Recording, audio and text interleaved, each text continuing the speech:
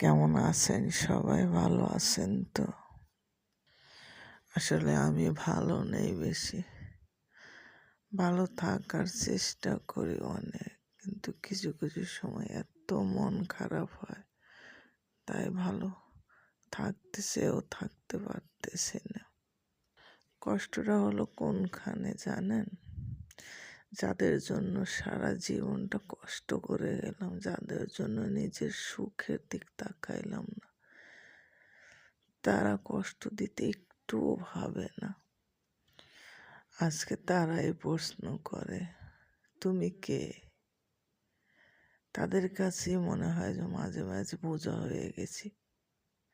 আসলে এখনো আমি কিন্তু নিজেই সব কিছু করতে পারি, সব কিছু। কারো বোঝা আমার তো মনে হয় হয়নি, কিন্তু তারা মাঝে মাঝে মনে করে, বলে না, কিন্তু মুখ দেখলে বোঝা যায়। সারাদিন চেষ্টা করি কিছু একটু ভালো করি, যাদের জন্য এত বছর কষ্ট করলাম তাদের জন্য কিছু একটু ভালো করি, তাদের একটু ভালো হোক, সেটাই আমার অনেক খুশি, সেটাই আমার পাওয়া। কিন্তু দিন শেষে ওটা আর হয়ে ওঠে না, তারা কষ্ট দিতেই থাকে। তাদের কাছে মনে হয় যে কি করেছি তাদের জন্যে। তাই কিছু করার নেই, তাহলেও তো শক্ত হয়ে দাঁড়িয়ে থাকতে হবে।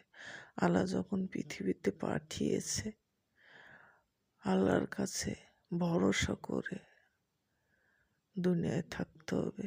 তার নেওয়ার টাইম হলে সে নিয়েই যাবে। তাই কেউ মনোবল হারাবেন না, আমার মতো শক্ত হয়ে দাঁড়িয়ে থাকবেন। পৃথিবীতে আপনি এসেছেন বা আল্লাহ পাঠিয়েছেন, আমরা তো আসতে পারিনি, আল্লাহ পাঠিয়েছেন।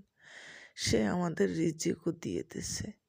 তাই যতই কষ্ট হোক না কেন, ধৈর্য ধরবেন, নিজের প্রতি কেয়ার করবেন, নিজেকে ভালোবাসা শেখেন। না হলে একদিন কষ্টই পাইতে থাকবেন। তাই নিজের প্রতি যত্ন নিন, ভালো থাকবেন। আল্লাহ হাফেজ।